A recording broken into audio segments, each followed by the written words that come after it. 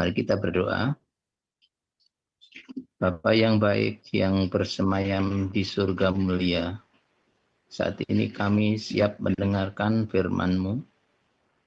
Kiranya Engkau singkapkan selubung hati dan pikiran kami, sehingga kami bisa mengerti kehendak-Mu yang harus kami lakukan saat dalam nama Tuhan Yesus. Amin. Amin. Terima kasih Pak Yono untuk pembacaan ayat firman Tuhan serta Bunda Riana Wahyu 12. Bacakan Wahyu 12. Dilanjutkan nanti Pak Ali Mulyo di Zakaria 4. Silakan Bunda Riana.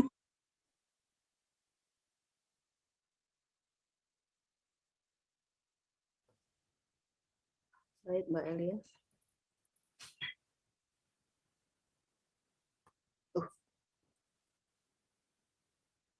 Kok hilang?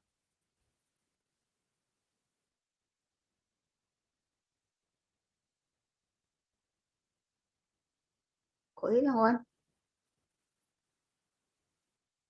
Wan? Kok tiba-tiba hilang?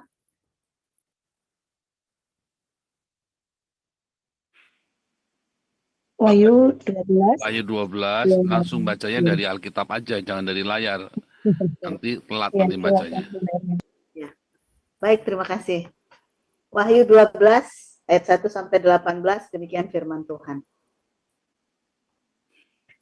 Maka tampaklah tanda besar di langit. Seorang perempuan berselubungkan matahari dengan bulan di bawah kakinya dan sebuah mahkota dari 12 bintang di atas kepalanya. Ia sedang mengandung dan dalam keluhan dan penderitaannya hendak melahirkan. Ia berteriak kesakitan. Maka tampaklah suatu tanda yang lain di langit. Dan lihatlah, seekor naga merah padam yang besar, berkepala 7 dan bertanduk 10, dan di atas kepalanya ada 7 mahkota. Dan ekornya menyeret sepertiga dari bintang-bintang di langit dan melemparkannya ke atas bumi. Dan naga itu berdiri di hadapan perempuan yang melahirkan itu untuk menelan anaknya.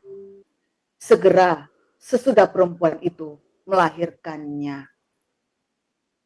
Maka ia melahirkan seorang anak laki-laki yang akan menggembalakan semua bangsa dengan gada besi.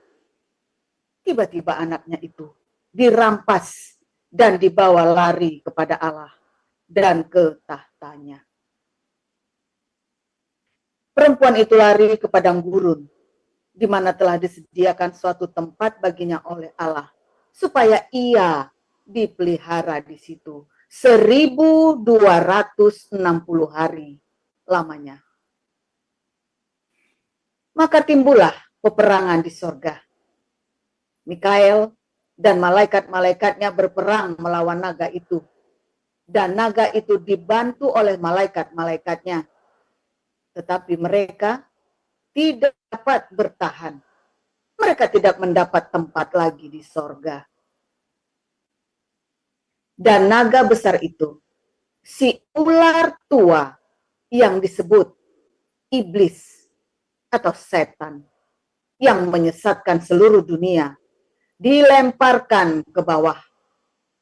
Ia dilemparkan ke bumi bersama-sama dengan malaikat-malaikatnya. Dan aku mendengar suara yang nyaring di sorga berkata, sekarang telah tiba keselamatan dan kuasa dan pemerintahan Allah kita dan kekuasaan Dia yang diurapinya, karena telah dilemparkan ke bawah pendakwa saudara-saudara kita yang mendakwa mereka siang dan malam di hadapan Allah kita. Dan mereka mengalahkan Dia oleh darah anak domba dan oleh perkataan kesaksian mereka, karena mereka tidak mengasihi nyawa mereka sampai ke dalam maut. Karena itu bersukacitalah, hai sorga, dan hai kamu sekalian yang diam di dalamnya. Celakalah kamu, hai bumi dan laut, karena iblis telah turun kepadamu dalam geramnya yang dahsyat, karena ia tahu bahwa waktunya sudah singkat. Dan ketika naga itu sadar bahwa ia telah dilemparkan di atas bumi, ia memburu perempuan yang melahirkan anak laki-laki itu. Kepada perempuan itu diberikan kedua sayap dari burung nasar yang besar, supaya ia terbang ke tempatnya di padang gurun, di mana ia dipelihara jauh dari tempat ular itu selama 1 masa, dan 2 masa, dan setengah masa.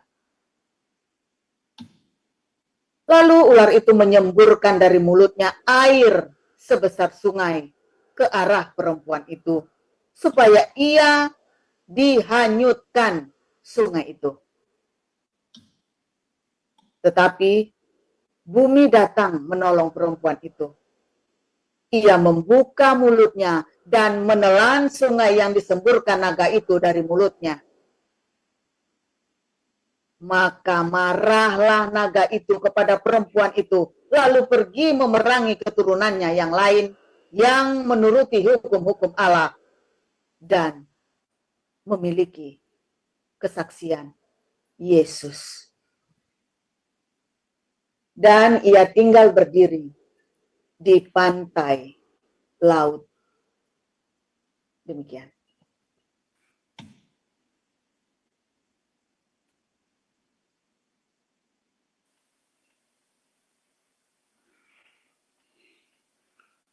Oke, yang baca Zakaria 4 siapa ya? Pak Ali Mulyo. Pak Ali Pak Ali Mulyo, Mulyo. silakan ya. Mana mikrofonnya udah nyala belum? Silakan Pak Ali Mulyo. Zakaria 4. Datanglah kembali malaikat yang berbicara dengan aku itu. Lalu dibangunkannyalah aku seperti seorang yang dibangunkan dari tidurnya. Maka berkatalah ia kepadaku, apa yang kau lihat? Jawabku, aku melihat tampak sebuah kandil dari emas seluruhnya, dan tempat minyaknya di bagian atasnya. Kandil itu ada 7 pelitanya, dan ada 7 corok pada masing-masing pelita yang ada di bagian atasnya itu. Dan pohon zaitun ada terukir padanya, 1 di sebelah kanan tempat minyak itu, dan 1 di sebelah kirinya. Lalu berbicaralah aku, kataku kepada malaikat yang berbicara dengan aku itu, apakah arti semuanya ini, Tuanku? Maka berbicaralah malaikat yang berbicara dengan aku itu. Katanya kepadaku, tidakkah engkau tahu apa arti semuanya ini? Jawabku, tidak, Tuanku. Maka berbicaralah ia, katanya, inilah firman Tuhan kepada Zerubabel bunyinya. Bukan dengan keperkasaan dan bukan dengan kekuatan, melainkan dengan rohku, firman Tuhan semesta alam. Siapakah engkau, gunung yang besar? Di depan Zerubabel engkau menjadi tanah rata. Ia akan mengangkat batu utama. Sedang orang bersorak, bagus, bagus sekali batu itu. Kemudian datanglah firman Tuhan kepadaku, demikian. Tangan Zerubabel telah meletakkan dasar rumah ini, dan tangannya juga akan menyelesaikannya. Maka kamu akan mengetahui bahwa Tuhan semesta alam yang mengutus aku kepadamu. Sebab siapa yang memandang hina hari peristiwa-peristiwa yang kecil, mereka akan bersukaria melihat batu pilihan di tangan Zerubabel. Yang 7 ini adalah mata Tuhan yang menjelajah seluruh bumi. Lalu berbicaralah aku kepadanya, apakah arti kedua pohon zaitun yang di sebelah kanan dan di sebelah kiri kandil ini?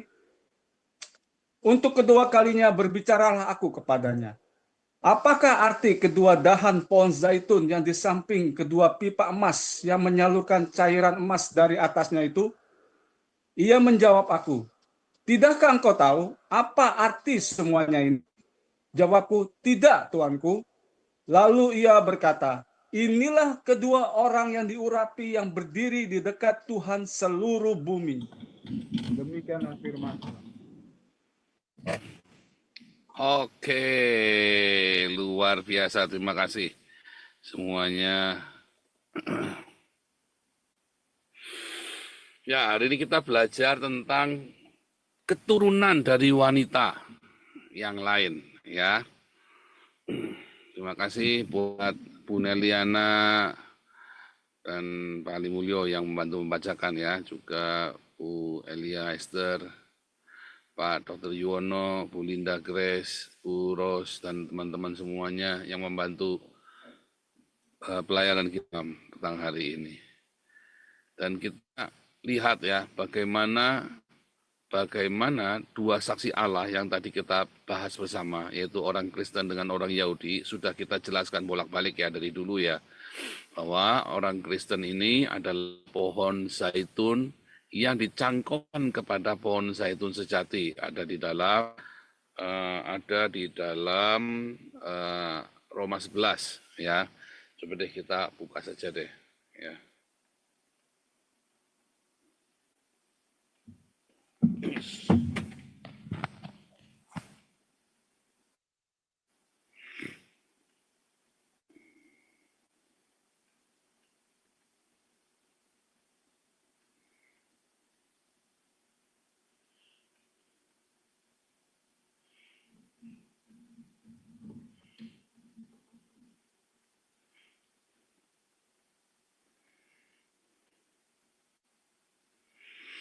Supaya nggak ucuk-ucuk ya.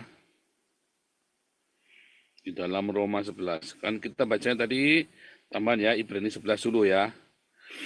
Ya, Ibrani 11, Wahyu 11, Wahyu 11. Lihat, dua saksi Allah. Ya, lihat. Aku akan memberikan tugas kepada dua saksiku, bernubuat sambil berkabung. Ya kan?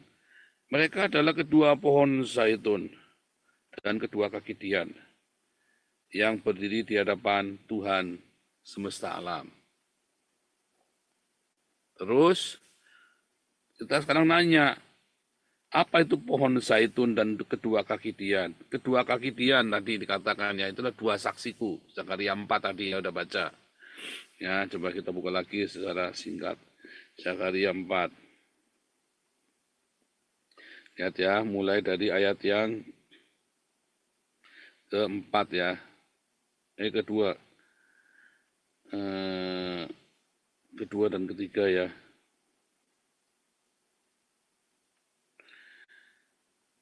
Tampak sebuah kandil dari emas seluruhnya dan tempat minyaknya di bagian atasnya. Kandil itu ada 7 pelitanya dan ada 7 corot pada masing-masing pelita yang di bagian atasnya. Pohon zaitun ada terukir padanya, satu di sebelah kanan dan satu sebelah kiri. Ya, kalau Anda lihat ayat kedua itu, ya, ini kurang jelas ya. Tapi kalau di dalam The Net Bible,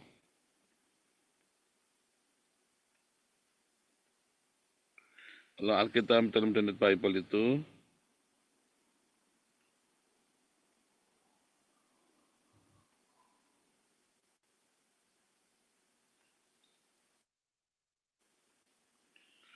waduh banyak banget ini nggak diupdate nih sama Ana. Saya pakai apa? Waduh banyak banget.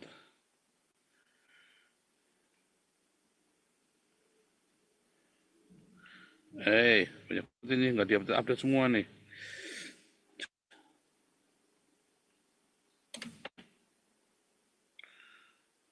Mana nih caranya nih?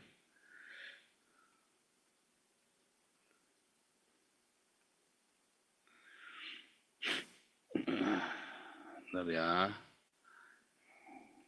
Karena nggak diupdate jadinya keluar terus gangguan.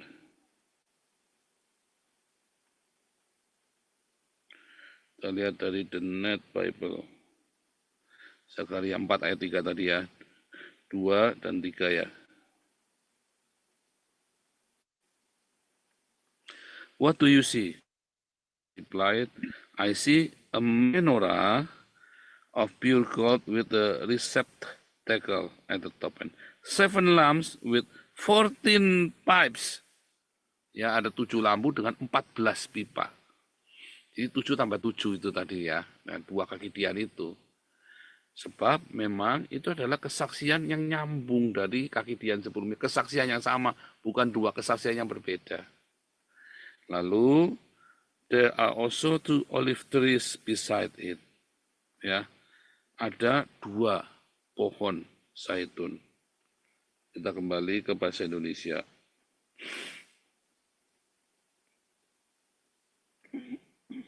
Di dalam Roma 11 ya. Dalam Roma 11 kita buka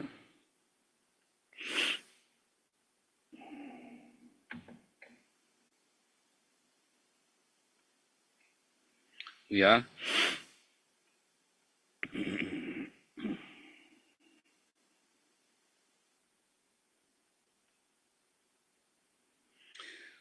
Ya, sebab jika kamu telah dipotong sebagai cabang dari pohon zaitun liar dan bertentangan dengan keadaanmu itu, kamu telah dicangkokkan kepada pohon zaitun sejati.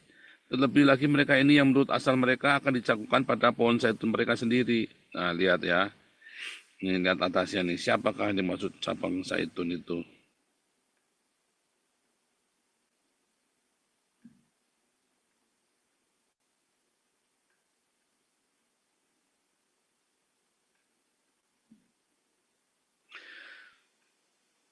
Kamu sebagai tunas liar dicangkokkan diantaranya dan turut mendapat bagian dalam akar pohon zaitun. Ya, ini lagi cerita apa? Perikop ini lagi cerita tentang Israel.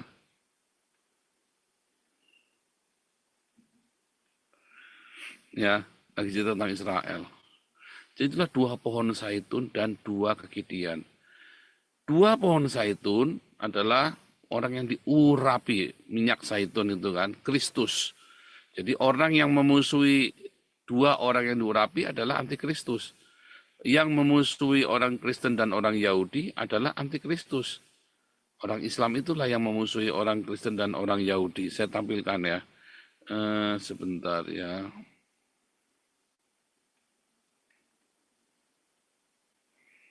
Saya tampilkan dulu sedikit ya. Ini penting ya, supaya Anda ngerti ya.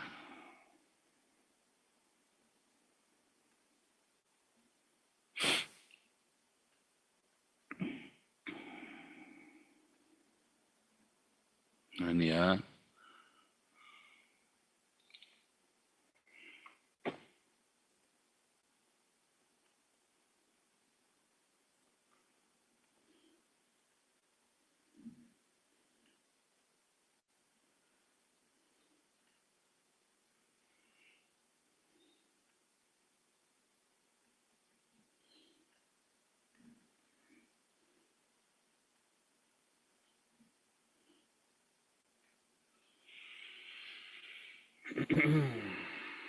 Defeating the US, defeating Israel means defeating Canada. This settlement will exist on the basis of the indigenous people and the black people. Defeating Israel means defeating this colonial institution.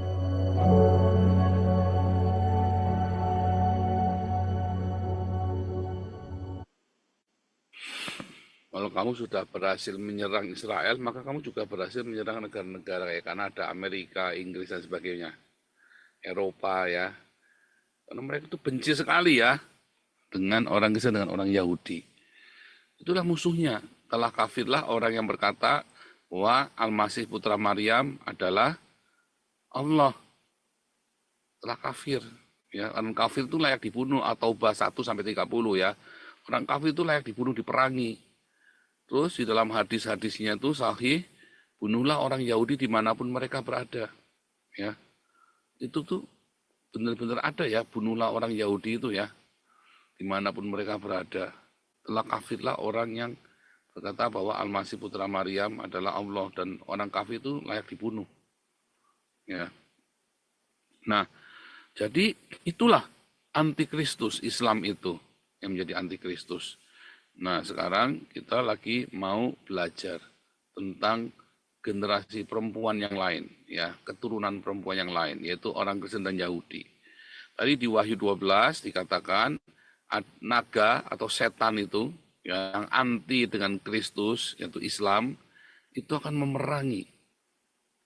Nah, anehnya kalau Anda melihat orang Kristen dengan orang Yahudi, ya, ternyata punya paralel historik yang paralel, ya, punya sejarah yang paralel. Orang Kristen dengan orang Yahudi, ya. Saat itu adalah orang Kristen adalah orang yang paling sering dianiaya oleh orang Islam, dan orang Yahudi adalah orang yang paling sering dianiaya oleh orang Islam juga, ya. Lihat. Nah, loh, Anda jangan berkata bahwa di zaman Islam orang Yahudi itu hidupnya senang, enggak ya. Sudah saya tunjukkan bolak-balik, ya, bahwa si Rambam itu marah sekali ya sama orang Islam ini. Dikatakan bahwa tidak pernah kita itu dihina begitu rupa seperti orang Islam ini. Kata Rambam itu ya, loh itu genosida Pak, 6 juta orang Israel. Itu pesanannya orang Islam. Ya, pesanannya Mufti Palestina. Perang 3 kali, ya 48, 67, dan 73, itu perang melawan Islam. Perang Israel melawan Islam. Yang dasar dari peperangan itu, ya, dari negara-negara Arab ini adalah bunuhlah orang Yahudi. Ya, lalu dibikin katanya orang Yahudi melakukan kolonisasi dan sebagainya macam. Orang Yahudi sudah ada di sana dan mereka beli itu tanahnya itu. Ya. Nah, kita sekarang mau cerita tentang ini ya, tentang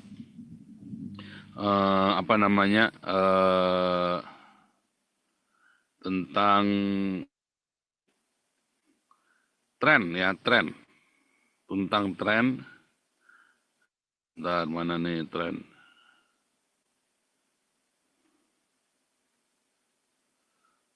Mana nih?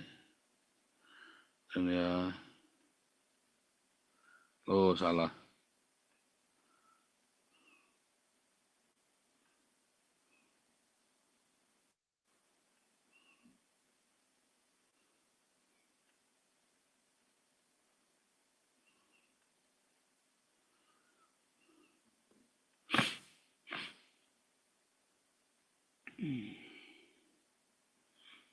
Mana nih?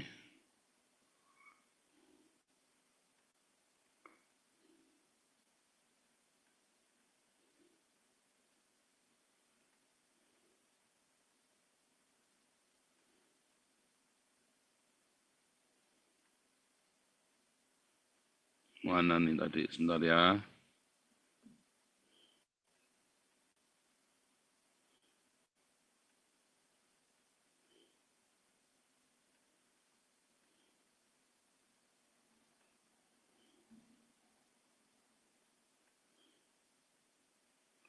Oh, salah. Sorry. Sorry. Oh,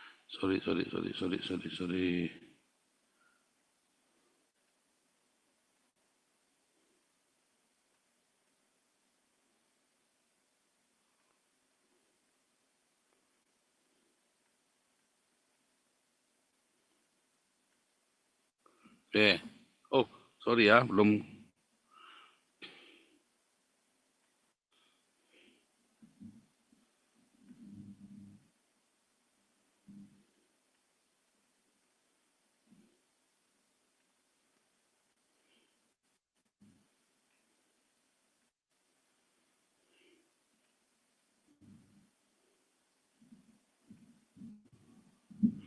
Bentar nih, sorry sedikit ya. Ini ternyata belum saya save nih. Saya ulangi lagi terpaksa.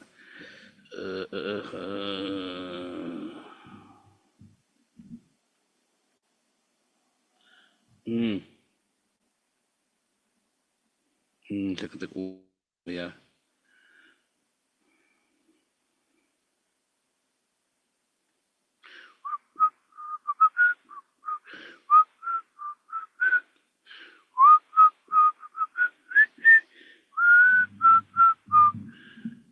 Oke, udah hampir ya. Saya tampilkan dulu.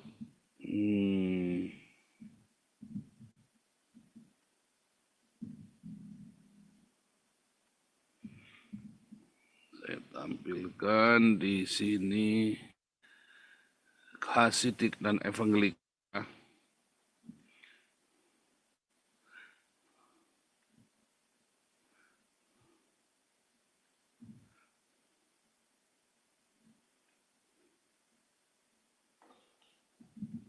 Dah.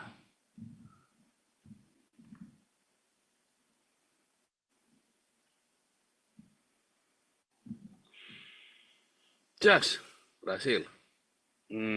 Saya kira gagal ya, karena iPad saya belakangan bermasalah. Nah ini ya, lihat ini ya, tren yang antara tren yang terjadi dengan dunia Kristen dengan dunia Yudaisme. Ya, Yudaisme ya, secara resmi, secara kelembagaan, Yudaisme itu dari zaman Ezra tentu saja ya. Tetapi secara nama Yudaisme itu baru ada di zamannya Rabai Akiva, abad kedua. Yang namanya Kristen itu sudah ada dari zamannya para rasul. Tetapi secara resmi menjadi kelembagaan, mereka menyebut diri Kristen itu ya abad kedua sama. Di tabel di depan itu ya, di layar Anda itu, saya tuliskan itu, lihat abad pertama. Ketika bait suci diruntuhkan tahun 70, maka ada ribuan orang Yahudi percaya kepada Yesus. Ya, ada tertulis dalam Kisah Rasul 21 ya, kita buka Kisah Rasul 21.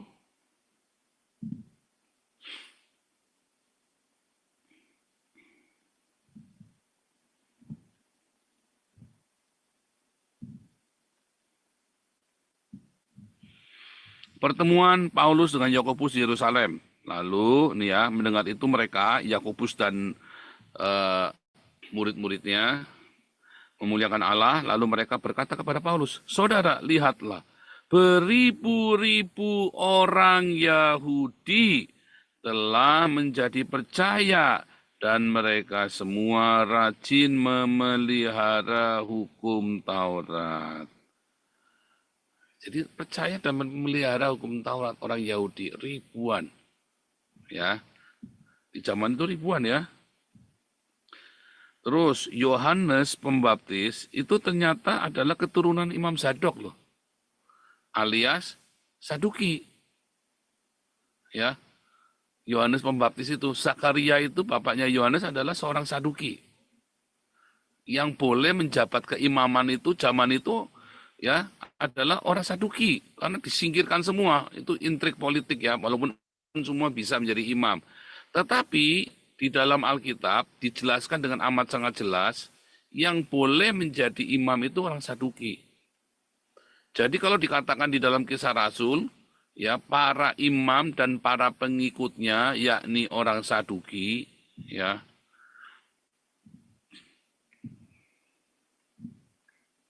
ini hanya ada di HBC dan ada di Master Art HBC, ya. Nah, jadi Anda ikut program HBC angkatan keempat atau program Master of Art-nya. Kalau Anda belum pernah kuliah, Anda sebaiknya ikut dari awal, karena nanti banyak istilah-istilah nanti stres nanti. Kalau Anda sudah pernah kuliah, ikut matrikulasinya langsung HBC 4, langsung HBC program Master. Mulainya Januari semua. Matrikulasinya ini kita harusnya sudah mulai ya, saya lupa terus ya. Saya lupa terus, ini mulai minggu depan, November kita bikinkan ya. Tadinya saya bikin Agustus September. Tapi ini karena ini kita bikinkan November, Desember ya untuk matrikulasinya. Januari Anda bisa langsung mulai untuk program master. Atau HBC 4, setara dengan Bachelor Teologi. Nah kita lihat tadi ya, dalam para Saduki dan para pengikutnya itu ada di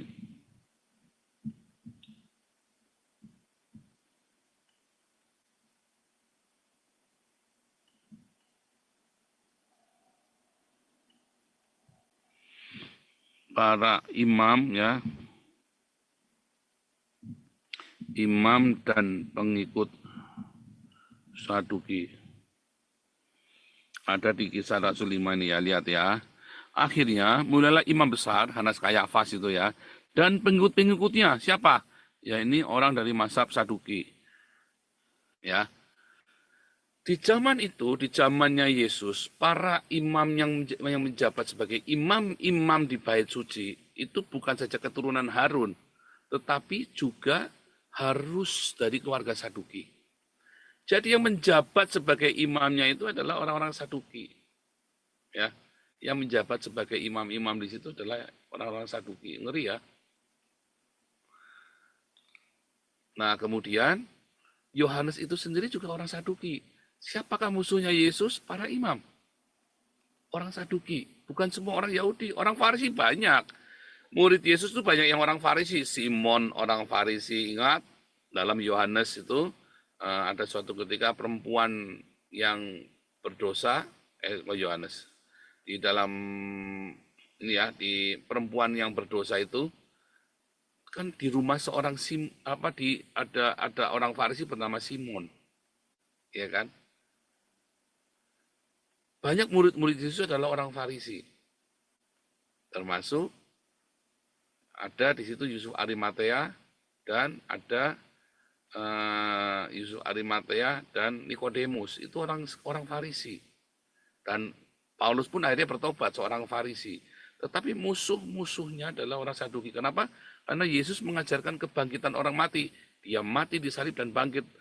Dan itu sangat menghina iman dari orang Saduki yang tidak percaya kebangkitan orang mati. Itu ya. Sekilas saja itu nanti ada lengkapnya di pelajaran ini ya, ada di pelajaran HBC. Lihat, Kristen itu ya, para rasul menulis perjanjian baru di abad pertama. Lalu Yudaisme, orang-orang Saduki menganiaya orang Kristen. Ya kan?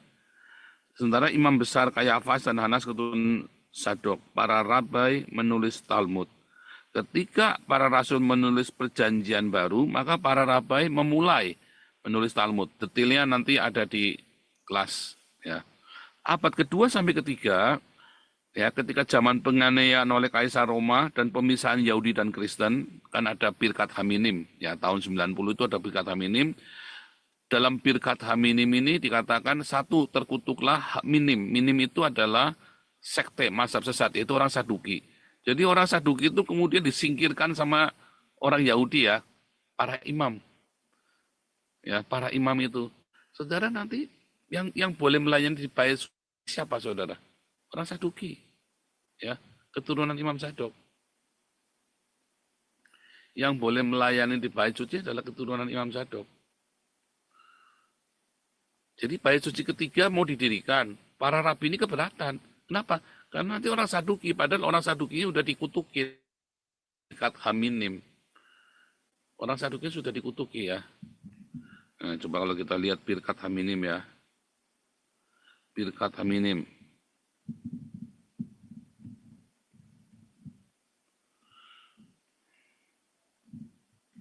Dalam Birkat Haminim ini dikatakan, ya teksnya ya, orang-orang yang murtad atau mesumadim tidak akan ada harapan dan akan membusuk di dalam kerajaan yang arogan, kerajaan keangkuhan hidup ya, Malkut Sadon. Dan dengan cepat dan di dalam masa-masa kita.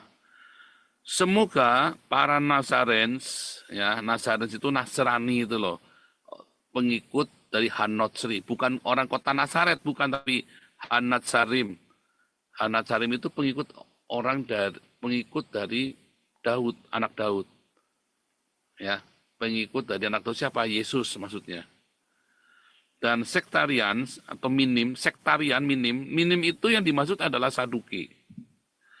Perish as in moment, binasa dalam sekejap.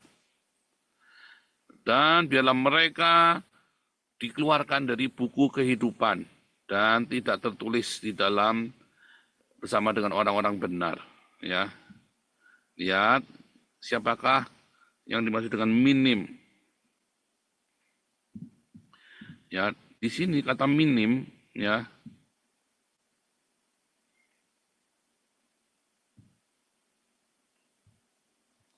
Minim yang dimaksud itu adalah orang Saduki, saudara ya.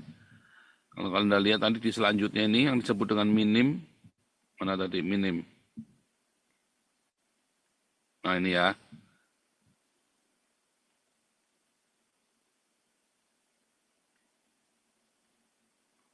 Nah nih, ini tahunnya ya, ini tahunnya. Siapakah minim? Nah, birkat minim ya.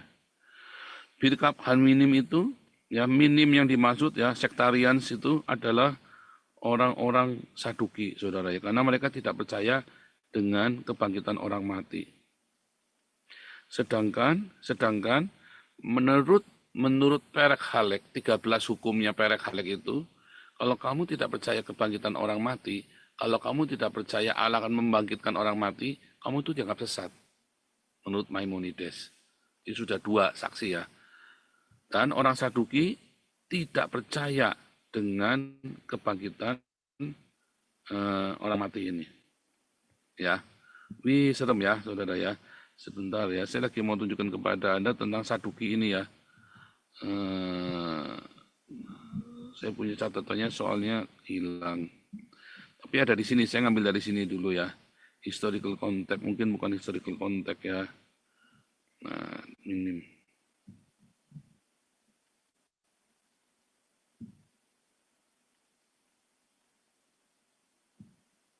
Oh, ini ya. Ini ketemu nih ya.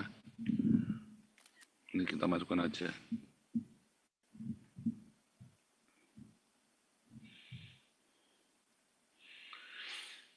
Minim ya, dalam beberapa ini ada yang percaya bahwa slightly different version which minim are identified as Sadducees.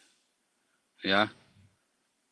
Ada yang berkata dan ada yang tidak setuju, tetapi pada kenyataannya menurut Perek Halek, Maimonides, bahwa orang yang tidak percaya kebangkitan orang mati adalah orang yang sesat dan tidak akan masuk di dalam kitab kehidupan. Dan dasarnya dari sini juga, dari Birkat Haminim. Ya. Oke, sudah dapat ya. Nah itulah. Jadi kalau nanti bait suci nanti ketika didirikan, maka harus orang Saduki yang jadi imam. Kan nubuatannya kan memang harus orang Saduki. Ya. Nah, kita kembali tadi. Abad kedua ada penganiayaan oleh Kaisar Roma itu ketika Kristen dianiaya, zamannya Yusin Martir lah sampai ke Tertullian, Ignatius, Polikarpus, itu semua matinya martir ya. Di zaman itu juga ada namanya Rabai Akiva. Rabai Akiva itu matinya dikulitin hidup-hidup oleh Kaisar Roma, Hadrianus. Nah, ada lagi zamannya Polikarpus. Polikarpus itu matinya dibunuh sama Marcus Aurelius, itu gladiator itu loh. Filmnya Gladiator, Maximus, ya Spaniard, itu filmnya Gladiator. Nah, Polikarpus itu matinya dibakar hidup-hidup sama si Marcus Aurelius. Ya. Terus abad keempat, mulai tuh Kaisar Roma mengeluarkan hukum anti-Yahudi, hukum imperialisme Roma. Waktu itu Kristen sudah jadi agama negara. Orang Yahudinya disingkirkan. Nah, setan berusaha untuk memisahkan orang Yahudi dengan orang Kristen. Ingat, orang Kristen adalah penggenapan nubuatan. Orang Yahudi adalah penanda zamannya. Ya, nubuatannya sama orang Yahudi. Orang Kristen adalah penggenapannya. Terus, lihat ya, kalau kita melihat ketika kanon perjanjian baru itu selesai, maka Talmud Yerusalem juga selesai. Maka orang Yahudi tidak lagi melakukan isi perjanjian lama, tapi isinya Talmud. Sama seperti orang Kristen tidak lagi melakukan perjanjian lama, tapi melakukan isinya perjanjian baru. Perjanjian baru adalah Talmudnya orang Kristen untuk memahami perjanjian lama. Lalu abad ke-5 sampai 10 ini abad ke-8. Kenapa disebut dengan abad ke-8? Karena zaman itu pemuka itu korupnya luar biasa. Di dalam masa baik orang Kristen maupun orang Yudaisme sama-sama mengalami masa abad ke-8. Di situ berbagai macam sekte itu keluar semua, termasuk dalam kekristenan. Lalu terjadi bunuh-bunuhan ya orang Kristen mulai ya, nenek-nenek sihir ditangkepin itu kan, yang dianggap nenek sihir. Asal ada orang pinter dikit, makanya namanya abad ke-8. Yang boleh punya ilmu itu hanya gereja, orang awam itu nggak boleh. Nah, orang Yahudinya juga sama, ya. Orang Yahudi itu ditekan sama Islam, karena itu bersamaan dengan abad ke-8 itu munculnya Islam. Ketika orang Kristen dan orang Yahudinya dia gelap, terjadi orang-orang Yahudi pun ditangkapin sama gereja kan. Juga terjadi benar-benar ya kerenggangan yang luar biasa. Maka Islam muncul, menipu orang Yahudi. Lalu orang Yahudinya diajak tuh masuk Islam. Beberapa ada ya yang sampai murtad jadi Islam. Tapi Maimonides marah ya, Maimonides marah. Nah bersamaan dengan itu kemudian dimulai ya, Torah itu ya, oleh Bani Masoret. Bersamaan dengan itu kemudian ya perang salib. Terjadi perang salib ya. Wah itu ngeri sekali ya. Kemudian menaklukkan Bizantin ya di abad ke-11 sampai 16, dan Islam juga menaklukkan Yerusalem. Yerusalem dulu ditaklukkan ya abad ke-13. Abad ke-14 ditaklukkan Yerusalem, abad ke-15 Bizantin ditaklukkan oleh Islam. Abad ke-16 itu abad masuk dalam reformasi. Islamnya kalah. Dikalahkan oleh siapa? Dikalahkan oleh Yahudi dan Kristen. Karena Yahudinya tiba-tiba dekat sama Kristen, zamannya Martin Luther. Udah pernah saya ajarkan ya, bahwa zamannya Martin Luther adalah zaman keemasannya orang Yahudi, sekaligus zaman mulai Kristen kembali mempersekusi orang Yahudi. Singkat ya, lanjut. Sudah diterangkan semua ya, ini sudah diterangkan, Anda lihat video-video saya sebelumnya. Terus, 1819 adalah mulainya abad pencerahan, ya, yaitu gerakan evangelikal yang bersama dengan Hasidic, bukan Hasudik ya, Hasidic movement. Gerakan evangelikal dan Hasidic movement ini adalah sebuah gerakan pietisme, kesalehan, dan orang-orang dibangunkan rasa intim dengan Tuhan, ya. Wah, menarik sekali ya. Ternyata yang diajarkan, ini dibuka semua, yang diajarkan oleh orang Yahudi, oleh orang Yudaisme ini ternyata sama dengan yang diajarkan oleh Alkitab. Ya, kita buka ya. Kita coba lihat Hasidic movement ya. Apakah Hasidic movement itu? Kata Hasidic itu ya ada kata Hasid atau saleh atau pietisme. Sama ya, gerakan kesalehan. Hasidic, gerakan Hasidic movement adalah gerakan kesalehan. Gerakan evangelikal dimulai dengan teologi pietisme, gerakan kesalehan, teologi kesalehan. Ya, menjaga kekudusan, ya isinya apa? Ya, Hasidic movement muncul abad ke-18. Gerakan evangelikal juga muncul di abad ke-18. Ya, didirikan oleh Rabai Israel Ben Eliezer atau Baal Shem Tov, ya, namanya Bes Shem Tov. Ya, Bes, Baal Shem Tov atau Bes sama ya, 3 nama ini ya. Tujuannya menghidupkan kualitas dan kegembiraan. Ya, lihat. Pada waktu itu komunitas Yahudi Eropa Timur hidup miskin karena penindasan dan juga kehilangan semangat rohani setelah pemberontakan Kosak dan penganiayaan oleh orang Kristen. Terjebak dalam ritual dan studi Talmud yang akademis, tapi kering, ya, secara spiritual. Itu loh abad ke-8 tadi.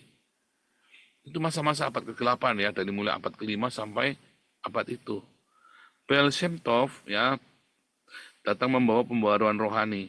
Lalu dia menekankan apa? Simcha Shel Mitzvah. Ada sukacita di dalam mitzvah, di dalam Torah, di dalam mitzvah, di dalam hukumnya Tuhan. Doa dengan hati, bukan dengan pikiran. ya kan, bukan dengan ritual-ritual mantra-mantra, tapi dengan hati yang sukacita. Keyakinan setiap orang, bahkan petani sederhana bisa dekat dengan Tuhan, bisa intim dengan Tuhan. Kalau di zaman kegelapan, hanya orang-orang tertentu saja, rabi terkenal saja yang bisa intim dengan Tuhan. Gereja evangelikal juga sama. Ya, sebelum ada kebangunan evangelikal, hanya pemimpin-pemimpin agama yang terkenal saja yang intim sama Tuhan. Tetapi menurut Hasidik atau menurut gerakan pietisme evangelikal, orang sederhana bisa intim dengan Tuhan. Dan ini adalah kisah yang sama. Orang Yudaisme dengan evangelikal. Lihat ya, Tuhan lebih senang dengan doa seorang anak kecil yang murni daripada debat panjang para sarjana yang sombong. Ini persis perkataannya Tuhan Yesus ya. Kalau kamu tidak punya iman seperti anak kecil ini, kamu tidak masuk kerajaan surga. Ya. Nah, terus ciri-ciri utamanya kesalehan, pietisme, hasid tadi ya. Terus atau namanya defekut ya, keterikatan batin dengan yang dengan Elohim. Kehidupan komunitas ya. Pemuridan, kembali gerakan evangelikal menghasilkan sebuah komunitas. Gerakan evangelikal menghasilkan musik yang indah. Ya. Lagu-lagu itu tercipta ya di zaman gerakan evangelikal selama 200 tahun itu. Lagu-lagu baru setiap hari. Ya, lagu-lagu himne, lagu-lagu sukacita. Terus dalam gerakan Hasidik juga sama ya, lagu-lagu baru. Terus berpakaian khas, terutama di kalangan Hasidik ortodok, jas hitam, panjang, topi, bulu streme, dan janggut panjang. Itu masih ya, ciri khas ortodoksinya ya kan. Demikian juga dengan gereja evangelikal, pakai baju hitam, terus gini ya, sama persis, cuman ini kolarnya nggak saya pakai ya, pakai kolar putih. Sama persis ya. Sama persis, bahkan seragamnya sama persis. Nah ini nilai kerendahan hati dan kasih kepada sesama. Namanya sadekah. Kalau di dalam evangelikal, diakonia. Gerakan evangelikal adalah revival yang sejati, saudara. Kenapa menghasilkan diakonia? Hasidic movement juga menghasilkan diakonia. Sejak itu tidak ada orang Yahudi miskin. Ingat, Hasidic movement diawali dengan apa tadi? Ini latar belakangnya kemiskinan dan penindasan. Lalu mereka diakhiri dengan apa? Tidak ada orang miskin di tengah mereka. Termasuk gerakan evangelikal. Gerakan evangelikal itu menghasilkan orang-orang yang Kristen yang radikal, yang menjual harta miliknya dan diberikan kepada orang-orang miskin. Ya. Jawab ya, bisa sama persis ya. Oh, ajaran mistik utamanya Hasidik, melekat, keintiman, ya kan? Defekut itu kan melekat. Sadek, pemimpin rohani yang suci sadik, ya. Analoginya apa? Sadik itu adalah memantulkan cahaya Tuhan sehingga murid-murid bisa melihat. Gerakan kesalehan itu, Charles Finney itu, kalau jalan itu, ya sampai orang-orang itu pada tumbang itu loh. Suatu ketika Charles Finney itu jalan di pabrik tekstil. Ya baru dia lintas, orang-orang yang kena anginnya dia itu pada tumbang katanya ya. George Whitefield, John Wesley, katanya sampai mukanya bercahaya, ada yang sampai mukanya bercahaya ya. Smith Wigglesworth, yang kalau menyembuhkan orang sakit, orangnya dipukul sama dia ya. 8 kali membangkitkan orang mati katanya Smith Wigglesworth. Itu adalah gerakan kebangunan rohani yang luar biasa di Amerika dan di seluruh Eropa waktu itu, sehingga penjara-penjara itu sampai kosong karena banyak orang sudah tidak ada kriminal, dan sampai dengan hari ini penjara di Eropa kosong. Ya, karena apa? Karena kemudian diambil alih oleh negara. Kesejahteraan rakyat itu diambil alih sehingga penjara-penjara Eropa kosong. Itu zaman ini, mulai dari zaman evangelical movement ini. Sama dengan orang-orang Yahudi, sejak saat itu tidak ada orang miskin. Bersamaan dengan tidak ada orang miskin di kalangan orang Yahudi, maka di Eropa pun sama, tidak ada orang miskin. Di Belanda, di Inggris, udah nggak ada orang miskin. Iya kan? Hari ini banyak orang miskin gara-gara imigran-imigran ini kan. Tapi sudah tidak ada. Kalau menganggur aja dibayarin sama pemerintah kok. Ada simca shel mitzvah, sukacita, apa? Kesedihan menutup sorga, sukacita membukanya, ya kan? Ini kan gerakan pujian penyembahan yang luar biasa, kan terjadi ya hari ini ya, baik orang Yahudi sama ataupun dengan hari ini sama.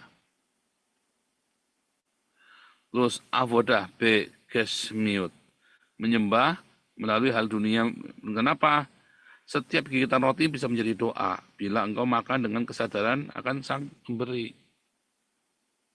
Ajaib ya, sama ya ajaran kita. Setiap hembusan nafas kita adalah doa. Setiap yang kamu lakukan adalah doa. Apapun yang sama kan? Kalau kamu makan, kalau kamu minum, kata Rasul Paulus, lakukanlah buat Tuhan. Itu adalah sebuah doa. Nah itu ada bitul hayes, menghapus ego. Kata Tuhan Yesus bilang apa? Tuhan Yesus berkata, barang siapa mengikut aku, dia harus menyangkal egonya. Nah ini penting nih. Menyangkal, harus sangkal diri. Ya, sangkal diri.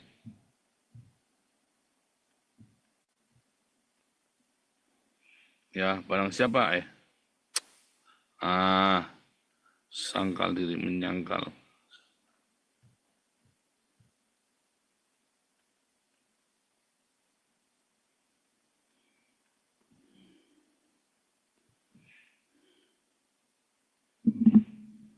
Ini ya, siapa yang mau mengikut aku harus menyangkal dirinya, menyangkal egonya. Ya, menyangkal egonya setiap hari. Lah kamu egonya besar, kamu kudu pamer, aku kudu menang, aku kudu ya paling hebat di antara yang lain. Aku harus yang paling dipuji-puji, aku harus menjadi pusat perhatian, aku harus didengarkan, nah itu tadi ya. Makanya kamu tidak bisa menang, apologet TikTok itulah, brengsek itu. Aku harus mendak, ya kan aku nggak mau kalah. Kenapa sih kalau orang fitnah kamu nggak diemin aja? Kok kayak saya itu loh. Ada orang fitnah itu ya diemin aja, bodoh amat. Ada orang ngomong apa tidak baik tentang kamu ya bodoh amat, nggak usah sekali klarifikasi karena masalah uang kan bertanggung jawab masyarakat kan bertanya-tanya, tapi nggak usah diturutin. Mau kamu dibilang muka pantat, nyatanya saya muka pantat begini, isi saya cantik, isi saya sayang sama saya, iya kan? Mau dibilang muka pantat begini, saya setia. Nah itu yang ngaku-ngaku paling ganteng ditinggal sama bininya kawin sampai 2 kali, iya kan? Katanya saya maling donasi, nyatanya saya enggak. Nyatanya donasi kita tetap ada, orang tetap percaya kepada kita. Malah justru mereka banyak yang kehilangan donasinya mereka kan. Ini mereka yang terbukti mereka maling. Mereka sendiri, ya kan kebongkar sendiri kan, nggak usah saya bongkar-bongkar. Nggak usah, saya nggak pernah bongkar-bongkar, nggak perlu juga. Kebongkar sendiri, ya kan? Itu, sangkal diri. Nggak usah, biarkan kamu enggak seperti ini, enggak seperti itu. Enggak apa-apa, biar Tuhan yang terkenal. Malah kalau ada orang muji-muji saya tak marahi kok. Oh, Pak Paul tidak disukai oleh orang-orang. Iya, enggak apa-apa. Biar mereka datang pada Yesus. Biar mereka suka kepada Yesus. Lah saya bagaimana? Iya, biar Tuhan Yesus saja. Orang enggak suka sama saya, enggak apa-apa. Yang penting saya efektif dalam memberitakan Injil. Lihat komunitas kita di Den Haag makin besar. Komunitas kita dan kita membaptis setiap bulan. Memang orang mungkin tidak suka sama saya, tidak apa-apa. Yang penting jangan sampai tidak suka sama Tuhan Yesus. Iya kan? Pertanyaannya kan kenapa tidak suka sama saya, tapi jemaat kita lebih banyak daripada yang katanya disukai orang-orang ya. Siapa deh kamu sebut? Iya kan? Kenapa? Malah kita lebih banyak yang katanya nggak disukai. Iya kan? Itu ya. Itu di Den Haag itu kan, Pak Paulus sudah disukai, kenapa jemaat kamu cuma berapa ekor doang, kita udah puluhan. Berarti kan saya lebih disukai daripada kamu kan. Tapi kan kita nggak usah kan bertengkar masalah begitu, ya biarin aja, orang mau ngomong apa, bodo amat. Itu ya, lihat. Hit for the doa pribadi dan percakapan dengan Tuhan. Ya, menurut si Breslov ini dia suka nyanyi ya, dia tuh komposer. Dia tuh pengarang lagu, dia ciptakan ratusan lagu ya, si Breslov ini. Nahman Breslov. Nah, lihat. Dia bicara langsung dengan Tuhan secara spontan dan pribadi, seperti sahabat kepada sahabat. Ya kan, berdoa itu nggak harus di kamar. Dan itu kan gerakan evangelikal kan begitu kan. Kalau zaman dulu kan mereka berdoa kudu di kamar, kudu ya harus rapi, harus apa. Waktu gerakan evangelikal mereka sudah tidak berdoa di kamar lagi, mereka berdoa sama berdoa. Mereka dimanapun mereka sambil jalan, sambil apa, mereka berkomunikasi dengan Tuhan, mereka berdoa terus. Nggak harus jam tertentu, harus wudhu, apa segalanya. Islam nggak ada gerakan begini, nggak ada di Islam. Harus ritual dulu. Kalau di dalam Hasidic movement dan gerakan evangelikal menghilangkan hampir semua ritual. Luangkan 1 jam setiap hari bicara dengan Tuhan dengan kata-katamu sendiri.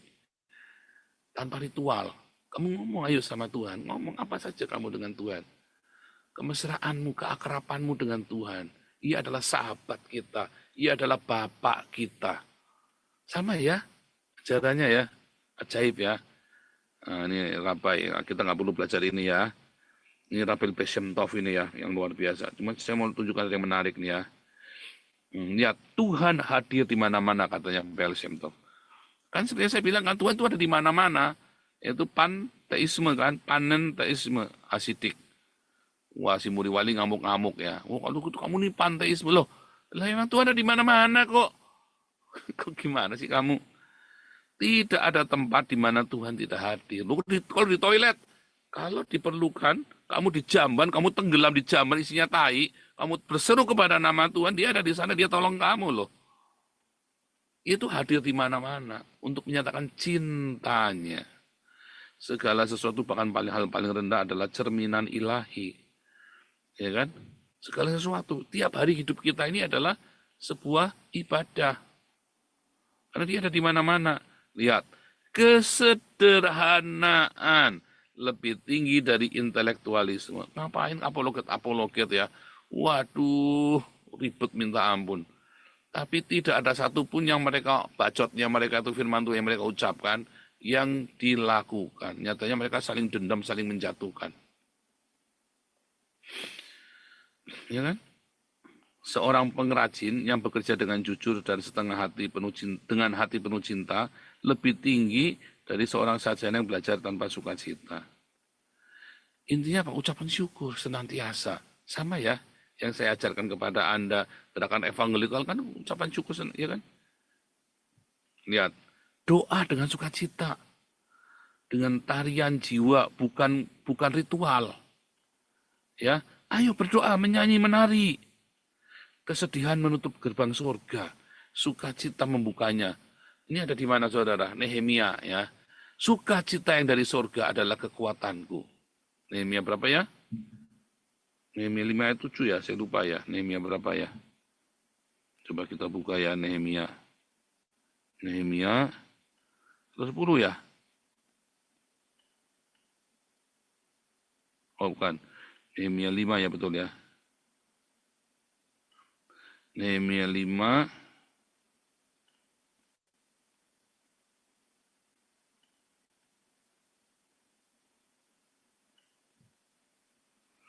Bukan.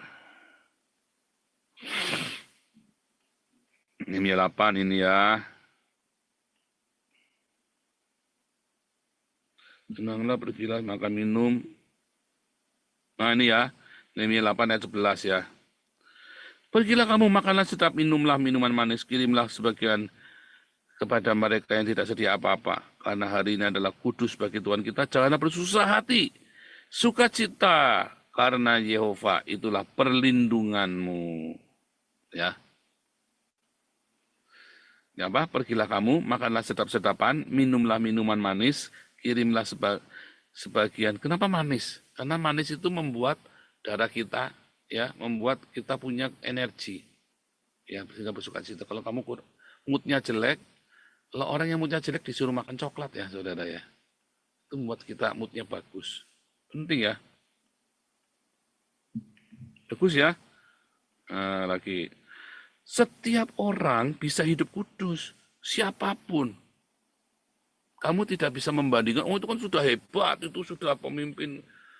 Siapapun bisa hidup kudus. Itu namanya gerakan pietisme itu tadi ya. Makanya itu tadi penjara-penjara di Eropa itu karena gerakan evangelikal jadi kosong. Kenapa semua orang menjaga hidupnya di dalam kekudusan? Keren kan? Coba kalau penjara Indonesia mah berjubel ya. Saya dulu di penjara berjubel saudara ya. Kasihan satu kamar bisa isi 20, ngeri ya. Cuman saya dulu beli ya kamarnya ya. Jadi sekamar cuman berempat. Ya. Berempat, bertiga ditambah satu kacung gitu ya. Buat nyuci pakaian, masak. Ya. Seorang penggembala, tukang angon yang bersiul dengan cinta kepada Tuhan, mungkin lebih tinggi daripada seorang nabi, seorang rabai yang berdoa tanpa hati. Ini kan yang diajarkan Tuhan Yesus kan. Ya kan? Aku meniup seruling, kamu nggak menari. Aku menyanyikan lagu sedih, kamu nggak sedih. Aku nari lagu sukacita, kamu nggak nari. Kamu ini maunya apa-apaan? Kamu ini ibadah bukan dengan hati. Itu diucap, itu kembali kemudian di dalam gerakan evangelikal, ya dengan pujian penyembahan kembali ya. Kasih dan pengaruh, wah aku paling demen ini ya. Ada kasih terhadap sesama. Jangan lihat dosa orang lain, lihatlah cahaya Tuhan yang masih ada dalam dirinya. Luar biasa ya, sama persis dengan gerakan evangelikal. Dan hari ini kalau Anda melihat, ya kalau Anda melihat hari ini, ya sebentar saya tunjukkan ya.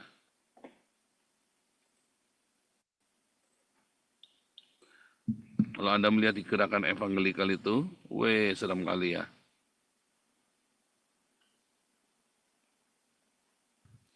Bagaimana orang-orang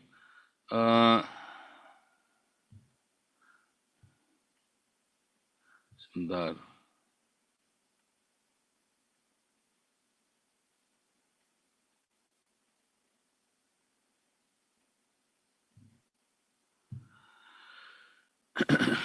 Ini ya.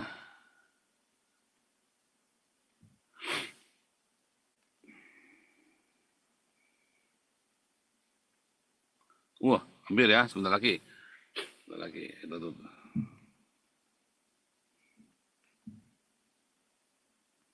Lihat ini ya. Kontribusi sejarah evangelikal terhadap berdirinya negara Israel. Evangelikal Inggris, Christian Zionism, ya kan?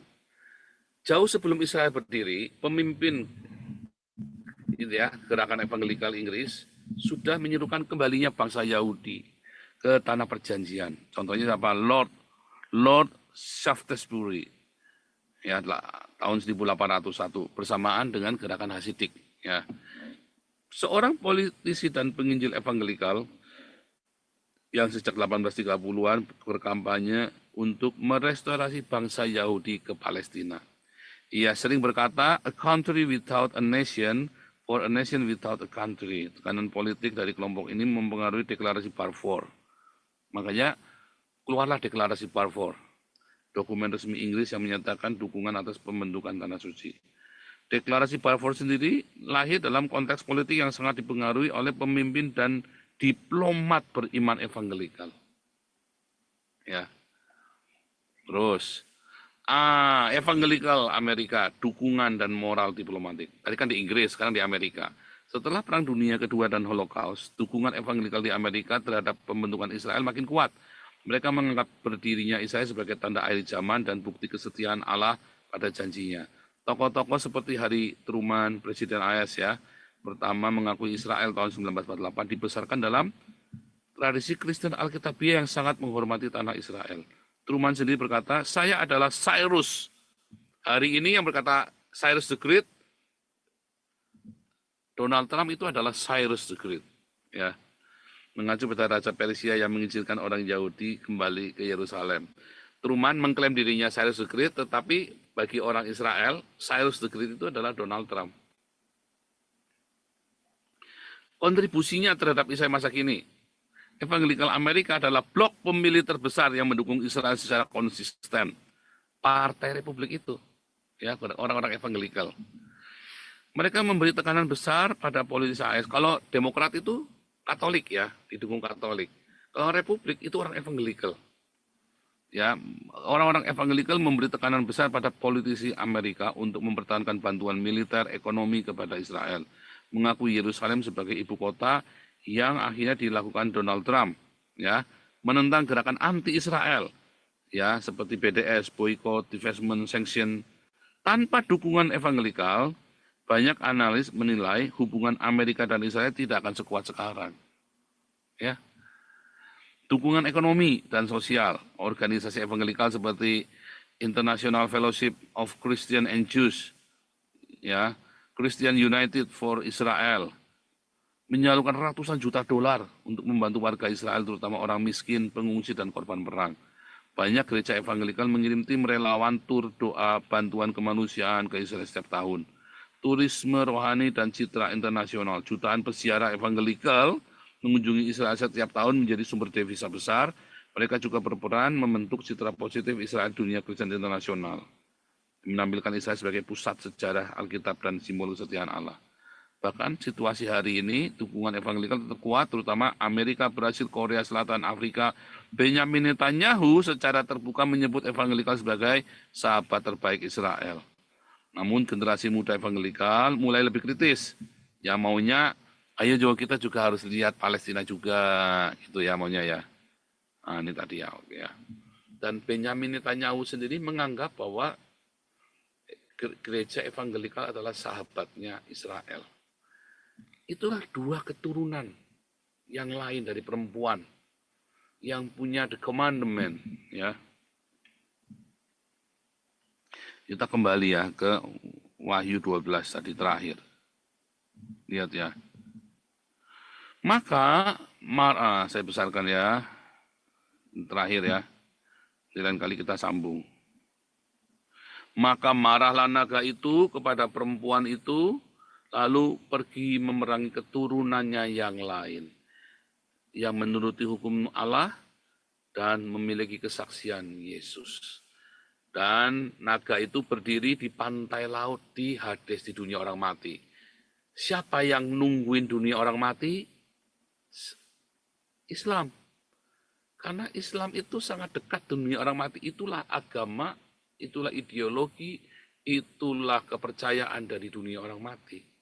Makanya semua orang Islam pasti masuk neraka. Kalau orang Kristen, kalau kamu benar-benar percaya kepada Tuhan Yesus, kamu tidak akan melalui neraka. Kamu tidak akan melalui Hades. Kamu hari ini juga kamu bersama dengan aku di Paradiso. Kamu tahu kata Pardes, cara orang Yahudi menafsirkan, ya Pardes.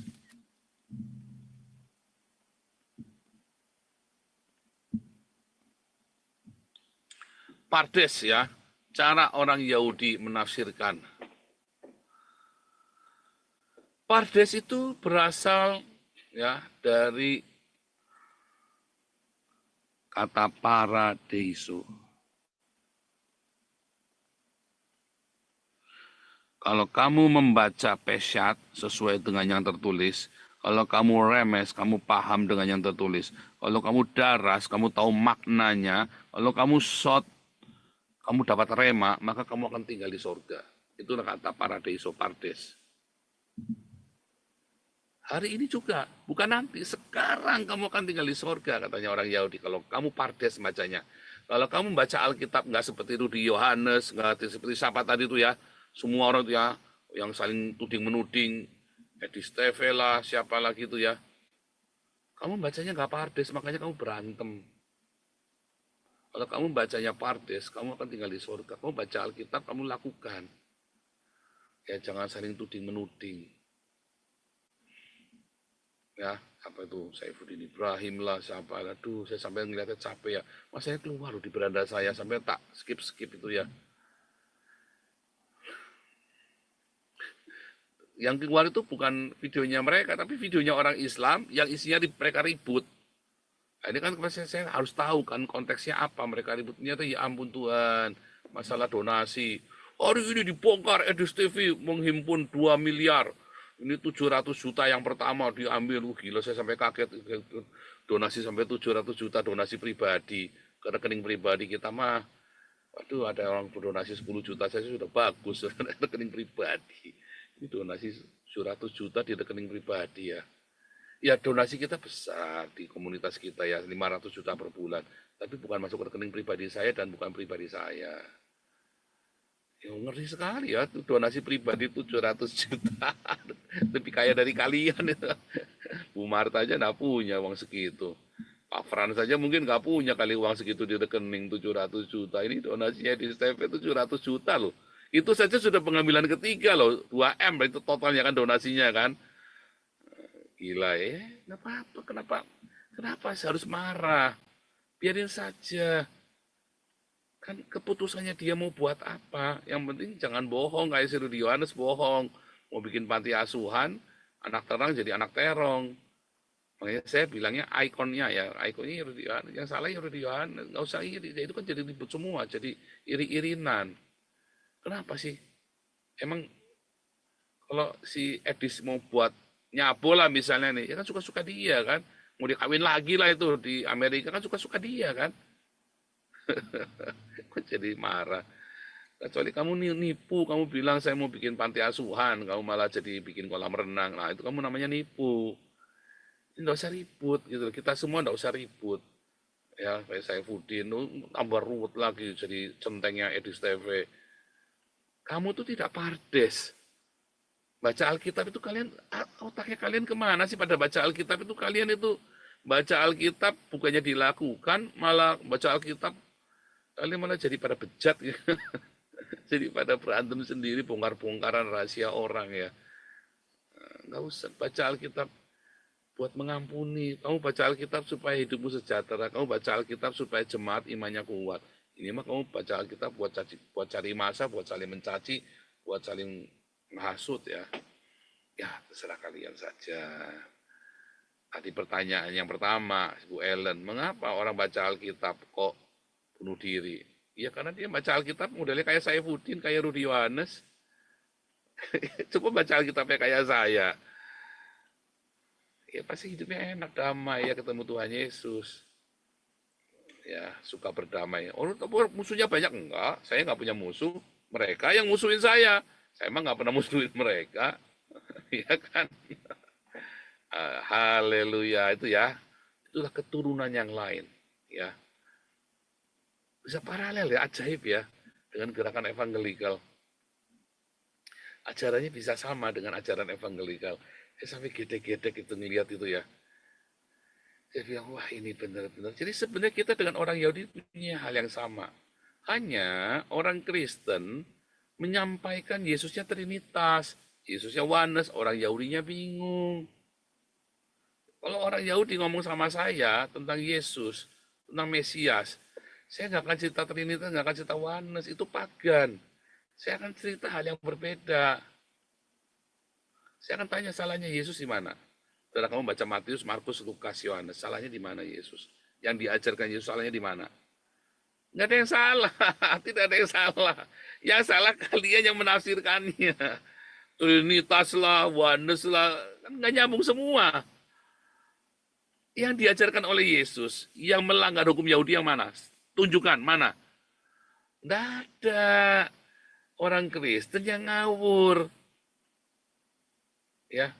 Tapi ajaran Tuhan Yesus dalam Matius, Markus, Lukas, dan Yohanes. Tidak ada satupun yang bertolak belakang dan yang bisa disangkal oleh orang Yahudi. Selama saya kuliah di Haifa, ya, dosen saya, profesor saya itu rabi-rabi Yahudi. Tidak ada satupun yang menyangkal apa yang diajarkan oleh Yesus dan Paulus. Yang mereka sangkal adalah jurnal-jurnal, tulisan-tulisan Bapak Gereja, tentang Paulus dan tentang Yesus. Itulah yang disangkal oleh rabi-rabi orang Yahudi ini. Sama tadi isinya, disuruh bersuka cita. Intinya kan bersuka cita. Hari ini saya lagi dapat premaan ya, selama berapa minggu ini tentang sukacita. Ayo bersuka cita kalian semua, teriak haleluya, bersuka cita, bersuka cita. Ya kan, untuk jemaat kita di Denak saya selalu cerita tentang sukacita. Karena sukacita yang dari surga itu yang akan menjadi peperangan kita melawan roh-roh jahat di udara. Itu menjadi perlindungan, kubu pertahanan kita, benteng kita, sukacita. Nah, kalau bertengkar apologet ini masalah donasi kan gak sukacita. Kalian malah saling membusuk-busukan. Aduh, saya sampai ngeliat Kalian tuh baca Alkitab, tapi kelakuan mah tetap busuk ya. Kasihan kali kalian itu ya. Belajarlah dari saya, Joseph Paulus Nabi 26. Baca Alkitab dan penuh dengan sukacita. Orang fitnah saya, haleluya, rezekinya tambah banyak. Orang caci maki saya, tenang saja, rezeki tambah banyak. Nyatanya kita tambah diberkati. Ya kan komunitas kita tambah besar. Hari ini yang terdaftar dalam member hagios.id itu ada 800-an. Donasi kita relatif stabil, tambah besar juga. Total ya, totalan tiap bulan. Kan selalu kita kan ada 3 yayasan plus 1 yang di Eropa. Ketika 3 yayasan plus di Eropa, kita tetap sama di flat ya, sama 500 jutaan tiap bulan. Donasi saya pribadi, ya habis. Karena kan fitnahan-fitnahan itu kan. Donasi pribadi ya habis, karena banyak orang, banyak fitnahan-fitnahan. Tetapi Tuhan cukupkan saya. Ajaibnya Tuhan malah berikan kecukupan. Ya kan? Tidak melimpah. Ketika donatur saya habis, donatur pribadi ya, bukan donatur yayasan. Saya malah bisa beli mobil baru. Duitnya dari mana? Minta dana, nggak pernah saya minta-minta, enak aja loh. Bahkan ditawari sama yayasan, dibayari sama yayasan mobilnya, saya nggak mau kok. Oh ada sumbangan 15 juta dari donatur ya. Tapi mobil saya harganya 400 juta loh. Duitnya dari mana? Ya ajaib, Tuhan sediakan.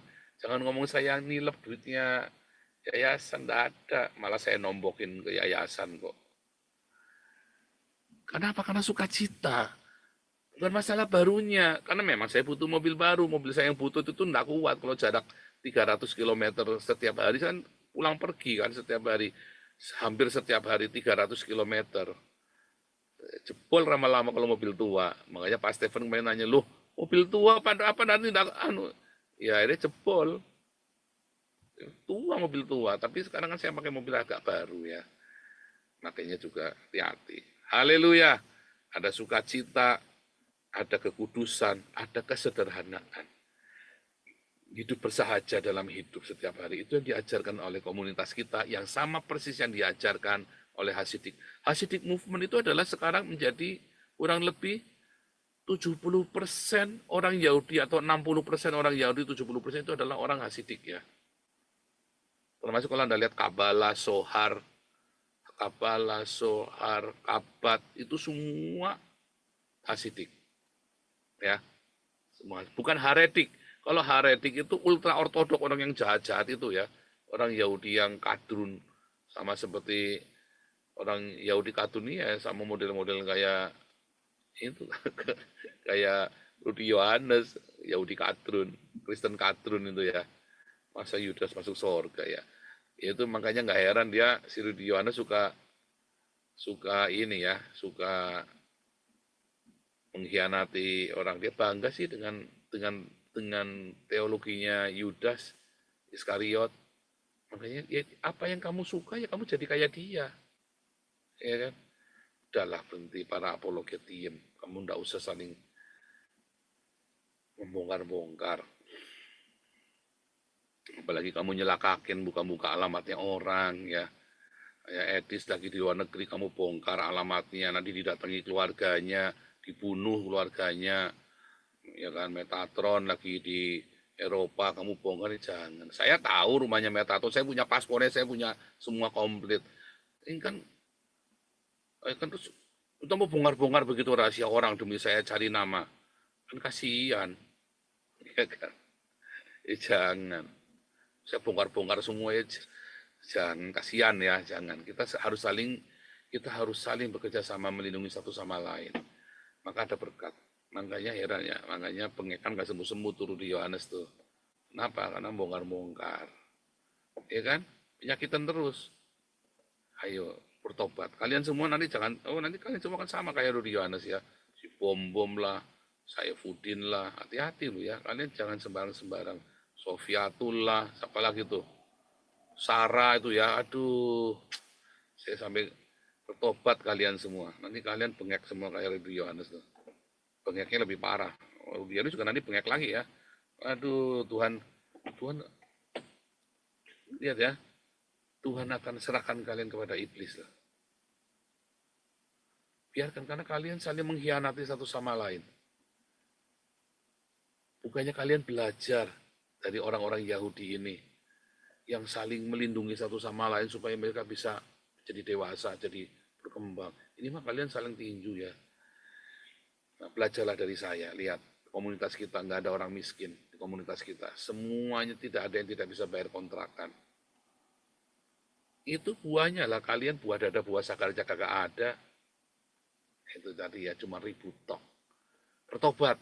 Udahlah, kalian semua yang lain-lain nggak usah kirim donasi lagi buat para apologet yang suka bertengkar ini. Kirim aja ke Damaris. Jelas, buahnya jelas. Bukan buat bikin kolam renang, bukan buat foya-foya, bukan buat kawin lagi. Ada yang mau kawin lagi ya? Aduh, surat cerainya belum keluar, udah mau kawin lagi nih pendeta. Aduh, sampai saya pusing. Lihatnya lama-lama, ini orang akhirnya rebutan donasinya buat kawin lagi. Hati-hati, saudara ya. Kamu kagum sih sama orang. Kalau di sini kamu kagum sama saya, oh saya ngefan Pak Paulus tak bardik ya, tak marahi. Kamu jangan kagum sama saya, kamu jangan suka dengan saya. Sukalah dengan buah-buah yang dihasilkan. Kalau kamu suka dengan orang itu jadi setan, kamu nggak tahu. Tapi kalau kamu suka dengan pengajarannya, kamu akan benar. Ya, haleluya, Tuhan Yesus memberkati. Silakan Bu Ros.